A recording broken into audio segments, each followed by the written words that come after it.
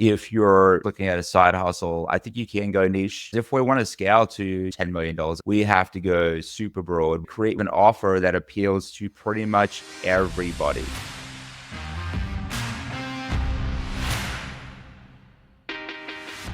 Hey, what's going on, everybody? Joel Irway here, and welcome to another very special episode of Experts Unleashed. We are continuing our advertising series here today, and I have an OG. I've got a kingpin, somebody who has run, tens, if not hundreds of millions of dollars in Facebook ads and paid marketing, Mr. Ben Simkin. I'm excited to have him on the show and dive deep into his strategies of, how he starts to think about growing and scaling advertising campaigns. Let's not waste any time. Ben, welcome, my man. Excited to have you. Love it. It's an absolute honor to be on this podcast. Followed your stuff for a very long time. And yeah, like we were saying before, like we're both OGs, been in the game for a long time. So I know your work. You're amazing. You're awesome. Cool. I appreciate it, man. Well, thanks for taking the time to share some wisdom. For my audience, why don't you give us a quick, 30-second background about, who you are, what you do, and we'll start there. Yeah. A quick 30-second take is I stumbled into online marketing 20 years ago, so 2 decades ago, before Facebook ads, before any of the stuff that we have now. And we were renting email lists and sending out offers, and we were doing like pretty basic stuff. When Facebook ads came out, which I'm sure you remember, just over a decade or so ago, I just took all of my clients, and we were working with clients that are doing $10 million, $300 million in revenue. So I took all my clients' ad budgets, said, I'm just going to go all in on Facebook ads. And that's like from day one. So I was able to get a lot of learnings, a lot of insights, figure out this mysterious platform at the time. And so, yeah, we've been doing that for 20 years. That's awesome. Love it. Yeah. It's kind of wild that, Facebook ads have been around for so long and it's become like the prominent advertising space for so many people. And it just, time flies. Time flies. It really does. So what I want to, this series is all about focusing on, getting past like the $5,000 per month mark. And what I say that because, my audience, they may be in offer validation mode. They may be in like, hey, I've got an idea. I think I want to run some paid ads, but I'm nervous about it. So that's really where we hit the threshold. It's like where I set that threshold. It's like getting past 5K a month is like, okay, you've got an offer that people actually want. And now how do we start to think about, spending more money on ads consistently? So maybe break us down your process for how you go about getting past that stage. Well, I think that with the way that the Facebook platform is sort of developed and how the AI system is working now, we used to spend a lot of time sort of tinkering, tweaking.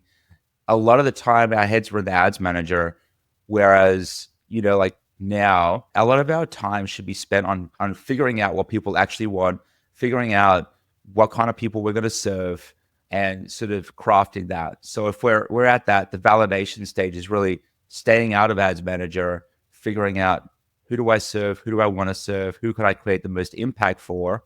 And I think that's like really the starting point of the ads. Whereas in the past, we would have spent a lot of time. We used to spend like 80% of our time in the ads manager doing like 500, 1,000 ads, like doing all these crazy things. That's not really needed as much anymore because of the AI, which I can go into. But now we spend most of our time on strategy, figure out who we're gonna target, what's the offer, all that stuff. So yeah. I think you kind of know all about that. You're one of the experts in the offers game. So I think that you know that stuff pretty well. I don't think anybody can deny AI is going to play a prominent role in everything that we do moving forward. I have personally had hit or miss success with, truthfully, it's been mostly hit or miss success with like all of the AI features within Facebook. One of the things that I don't allow, I have yet to give up control over with the AI is like letting it generate copy. Like that's something I like as a copywriter, as a marketer. It's like, you got your style, you kind of like, you trust your own instincts with the copy. But I usually let the AI, all of the other AI features that they roll out with, I usually give them some pretty good leeway with like, absolutely. okay, fine. You go do your thing. What's your thought on AI? So like, I think that's a great direction to go down into. Yeah, I think that's a really good point. I'm on the same page where as a marketer or as a business owner, where does the value shifted from being a technical person, knowing how to do all these different things with Facebook ads, to being more like top level strategy, copy, and focusing most of your time there, and then using the AI to do the rest of the task. Like Facebook copy, not so good at the moment. Who knows where that's going to go? But I agree, like get control of the offer, get control of the copy, and all of that, because there's a really good reason for that. The way that the AI targeting is working now. In the past, you target interest targets. You'd find, okay, what kind of things are my people interested in? Let's do interest targeting. Now we just open it up, broad targeting, but your creative and your ad copy now serves as your targeting. So you got to get that on point. Your creative, your images and videos, and your ad copy now is the targeting. If you can get that in, Facebook gets that information, goes, okay, I can run with this. I know exactly who you want to go after based on your ad copy and your creative. If we relinquish control to Facebook too much on that part of the process, may not work as well. One of the things that I've noticed is that even though I don't want to I don't think that I'm giving Facebook control of like the copy. It does, like, one of the AI features is it just, I don't know, it just like layers my copy in different, like reorganizes it. Like it puts the headline at the top of the Yeah. body copy. Like I'll see my ads running here and there, and I'm like, I didn't like that's not what I wrote like at all. So I don't trust Facebook. I trust it, as far as I can throw it. It's the most addicting drug and the most addicting thing that I've ever been a part of.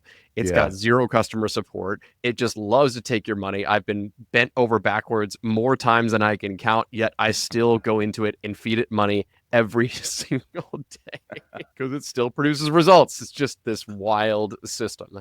Anyway, I digress. What I would love to know, talk about your creative process. Okay. How long are you seeing ads last? Like if you're spending, well past $5,000 a month, right? I'm sure you've got plenty of campaigns that are at $5,000 a day or beyond. How long are you seeing your creatives last for?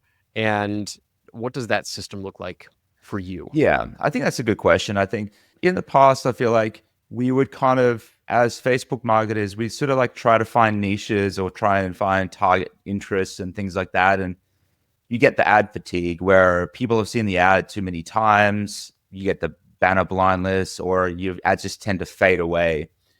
Whereas I think it's kind of changed now because we're letting the creative, the copy be our targeting and calling out our audiences and so on, and going broad, just no interest targeting at all.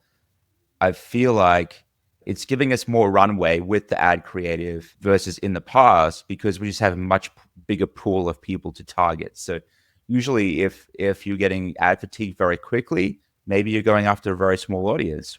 So let's figure out how we can go after a bigger audience. I think that Mm. can help really well. And we've seen ads work. I mean, I've seen specific ads work for like 5 years in some cases, and in some cases like 3 weeks. So it's really hard to sort of pinpoint what is that.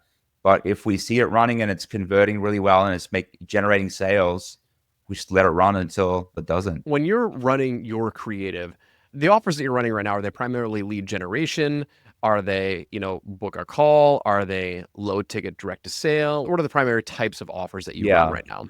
But most of the offers we're running for our clients in like property, investment, business, B2B spaces. So we're doing lead gen qualifier. So they have to fill out an application. If they qualify, they get to book a call with the consultant, with the salesperson.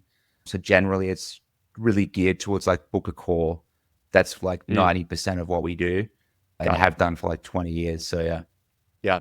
One of the things that we've found to be very effective at validating an offer is leading, like we think of it in terms of like product style ads, e-commerce style ads. Like we're in the info product space for the most part. All of my clients are in the info product space.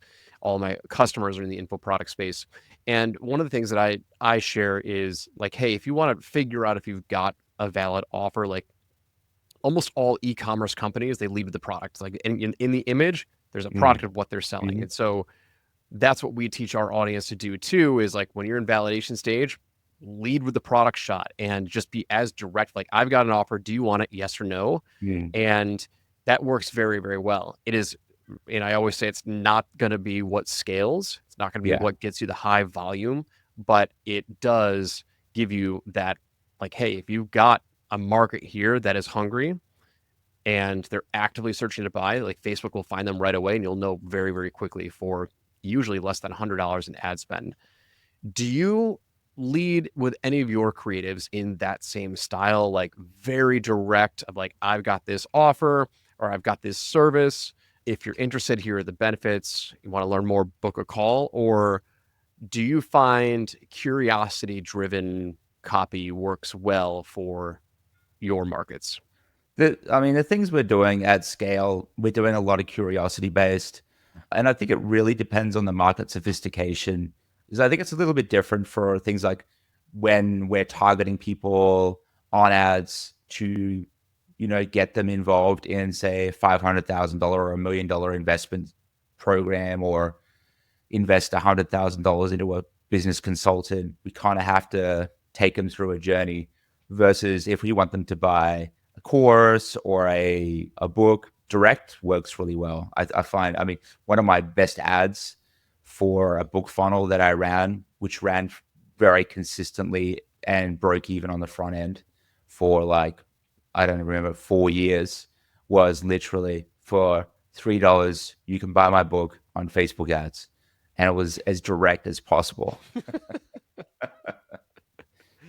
Well, so we have had a lot of success with that stuff, meaning product to market fit. Like, was it a digital book? Was it a digital PDF? It was a PDF, yeah. Okay. So one of the secrets that I don't want to say it's a secret because I hate that word, but one of the things that like we've really just like we have tried to align all of our offers now with like, okay, what has worked in a variety of niches, and it's almost always come down to like, people buying what they already are used to buying. You know what people are already used to buying? PDFs. They get it. Like, it's even way different than a course. Courses are harder to sell because it requires them to spend time to go watch it. But people love to buy PDFs and they can watch it on their phone. It's like distributed very easily. There's no complication with like selling a PDF. And you can be super direct, super, super direct. It's one of my favorite things to sell. So that is awesome. That's awesome. One of my favorite quotes that I just repeat all the time when I'm doing like coaching or consulting is like, the best thing to sell is what people are buying. From these classic Gary Halbert quotes is, what should I sell? What people are already buying. What they're already buying. And that's been the hardest thing with information, is a lot of times information requires education just to sell something. It's like they need to be educated on why they need your stuff. And that's why a lot of beginners in the info marketing space struggle, is because education costs money. Education costs time. And it's not as simple as selling, hey, I've got this really cool pair of shoes. Would you like it? Oh, they look cool. Yeah. Do you have them in my size? Cool. I'm in. Right. It's like, awesome. Okay. I digress. Cool. Let's say you've got an offer. It hits, it's converting, client's making money, and you start to ramp up. What does that ramp up process look like for you? Meaning, are you just duplicating a campaign as many times to raise the budget? Are you duplicating campaigns with multiple creatives? Like, what does that process look like for you? Everyone's got a different process, but what does yours look like? I think it goes back a little step before that. Okay. And I was talking to someone a couple of weeks ago when they've been spending 20 grand a month on ads for basically forever. And they were making some good money, but they're like, I want to break seven. And I was doing some coaching with them, and I was like, okay, let's figure out like what's going on with your ads. They had no tracking for figuring out how much revenue they were generating, what their cost per acquisition was, what their ROAS, they didn't have any numbers. Like, first thing is, even if you're just doing a spreadsheet, you don't have to do anything like fancy, like third-party software, but like, do something where, okay, I'm spending, $5,000 a month. I'm generating $10,000 in revenue. Like, getting clarity, I think, is super important. So a lot of people just fly blind. They're like, okay, I think I'm getting conversions. Let's increase the budget.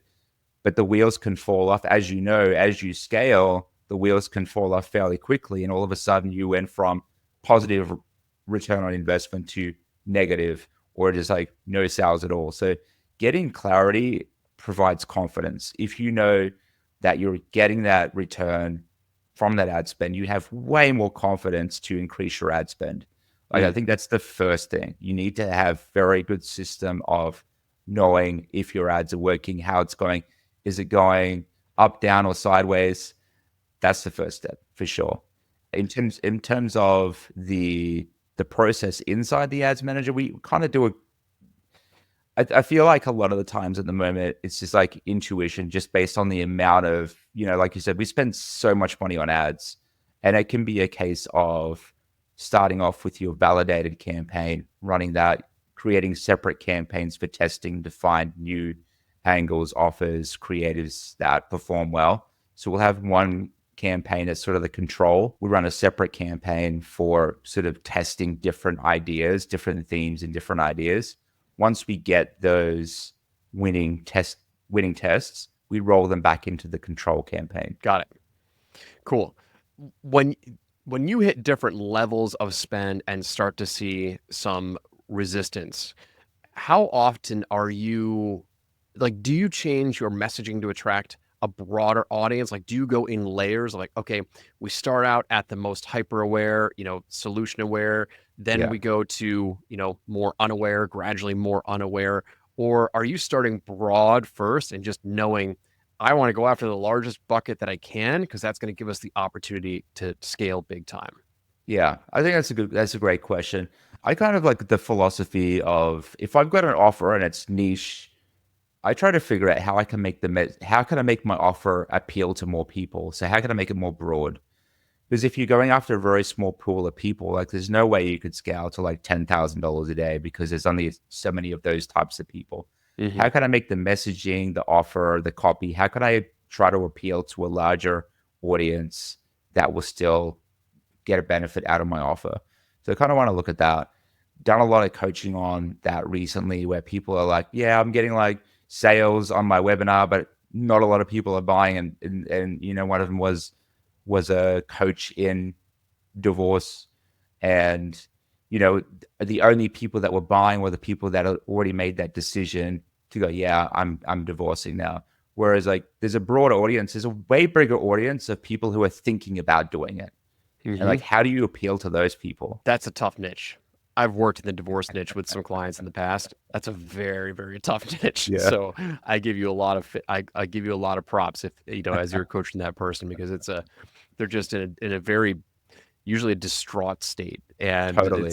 it's a very difficult conversation. So It is difficult. any divorce coaches out there, I give you a lot of faith or a lot of credit for supporting that niche. They need your support, but it's not a tough one to support. Okay, so going broad, meaning you really advocate for going as broad as you possibly can. And I agree, but I feel like some of the mistakes that people make are, when you start out and you go to niche, it's hard to detach from the data that you have when you go niche. Meaning, what I'm saying is, like, if you go niche, you have a lot of success early on, but you might only be able to scale like $300-$400 a day. Yeah. Sometimes it can be really hard to change everything that's working, because like it worked really well to the hyper aware market, but you're limited at a certain dollar amount spend. And so I think it can be hard to make that change. And so I think it's a balancing act of like, okay, do I go totally broad to start and maybe realize my conversion rate is going to be lower, but it gives me a higher opportunity to scale? Or do I test this offer really, really niche right away, see if I can be profitable, and even see if the idea works? How would you approach that conversation? Yeah. I mean, I think it really goes towards what your goal is. Do you want to have a business that's making $100,000 a year, or do you want to, do $10 million? And I think the approach is very different. If you're just looking at a side hustle, I think you can go niche, but there's always room for expanding the offer a little bit out of the niche. So trying to make a little bit more broad appeal, a little bit, as much as you can. Whereas if we want to scale to, that the biggest campaign we wrote is $300 million a year, we have to go super broad. We have to We have to have an offer that appeals to pretty much everybody. Yeah. Yeah. Everybody with a pulse. It's what some of my friends actually in Australia, they run a publishing company, and that was they run a very couple broad offers. And I remember talking with them like, oh yeah, we just sell to anybody with a pulse. I'm like, Yeah, they have that to have makes a sense. pulse. It helps. It helps to have a pulse. All right. So Ben, if someone is, approaching that $5,000 a month mark, like what are some immediate pointers that you can give them of like, hey, here's how to reach that next level without really stressing out and without, getting deep into the weeds of all the different buttons that you can push inside of Ads Mm-hmm. Manager or YouTube ads or Google ads or whatever. How do we help them stay simple and stay grounded and focus on what matters most at that $5,000 to $10,000 per month in ad spend range? I give you the step by step on that. So step one is really making sure you are tracking your numbers. You know that you are making money off your ad spend. Don't fly blind. Don't guess. Don't look at your bank account and say, "Oh, I've got some money in my bank account. That must mean everything is going well." You want to know that campaign's generating this many. Whether it's downloads, purchases, leads, whatever it is you're doing, and what the net outcome is of that. So step one is getting clarity and confidence. Step two, if you have a winning campaign, look at seeing how you can scale that by 10, 15, 20% max at a time. Let it settle, get more stats, see how it goes. If it's going well, scale it 10, 15, 20% more if that's going well. If it's not, don't scale it, right? Look at other ways you can create new campaigns, run tests, all that kind of stuff as well. So I think that's really the first thing in that process. What do you use for tracking? Are you using something like Hyros, Wicked Reports? You doing conversion API only? Like how do you Yeah. guys do your tracking? Yeah, I think that's good. So Hyros, Wicked Reports, all of those, that they're great. They're awesome. My background is before I started my agency, I had a tech company and I sold. So I've been a programmer since I was 13. I'm now 42. So I decided I was going to create my own because I wanted some flexibility in how we do it. And we wanted to run it across to the point where now it pings us and goes, oh, hey, you need to look at this client or you need to look at that client campaign, rather than having to like go in there as an agency, like go in every client, manually check it all out. It literally just tells us, hey, go in and sort this out. So I created my own system based on those tracking systems. In terms of Facebook, we do CAPI only. We don't do pixel at all. We rip out the pixel. We just do CAPI only. And we did that for someone recently who come on board. We just by doing that one thing reduced his lead cost by 4x. It's amazing. We were actually one of the first agencies in the world to use CAPI. So we got put in the pilot program with CAPI before it was released to the public because our agency works really closely with Facebook. And so we got put in the pilot program for CAPI before it was released to everyone. And they put us in a little documentary, which was translated into like 16 different languages. Oh, that's funny. Mostly Asia. So I'm really big in Vietnam. That's hilarious. Okay, so for those of you listening, CAPI stands for Conversion API. It's just their server-side tracking. If that doesn't mean anything to you, don't worry about it. I highly recommend everybody use it. There are pretty simple instructions for how to do that. So Ben, what I was asking you was you completely deleted the pixel. So I know you're not using it for conversions, but do you not even have it installed on the websites? Yeah, we have it only for the view content. Got So it. we don't use it for any conversion event at all. We only have it we still have it on the page for the view content trigger, but we don't track any conversions with it. That's all done through CAPI now. Mm-hmm. And yeah, we've found it produces far better results like overall. And yeah, highly recommend that anyone who's not using it should definitely put it on. Yeah. So we've found pretty good accuracy with CAPI. We don't use any pixel-based conversions anymore. We haven't for a while. Our platform that we use, Go High Level, is a very simple integration with CAPI. Mm. And I have found that it's been like extremely accurate. And we cross-reference it with like UTMs and for the most part, it's done very, very well. So that's fascinating. You actually saw a huge drop in costs when you only went to conversion API. That's awesome. All right, Ben, this has been fantastic. The moral of what I'm kind of gathering from this conversation is, number one, your end goal matters a lot, right? So like going niche versus going broad, that is a really good starting point for like what your end goal really, really should be. Because I think if you do start niche and you want to go broad later, it is going to require a lot of pivots, versus if you start broad, like knowing you want to go big, you're kind of dealing with a lot of those tests early on and upfront. I mean, your conversion rate might be lower, your cost might be a little bit higher, but you're going to have a lot more scalability. And I think that's a really, really good distinction that not a lot of people talk about. And it matters. It matters a ton because, we've run it into it a lot of times. We'll have a great offer, but it is targeting like the most hyper aware. And we're like stuck at $200 a day, $400 a day, $500 a day. And it's like, there's a very clear wall that we hit. It's like when you start to just raise the budget by like 30% or 50%. So yeah, absolutely. You could hit a wall, and then you could get into I want to scale this, and you hit the wall, and it starts going backwards. Yes.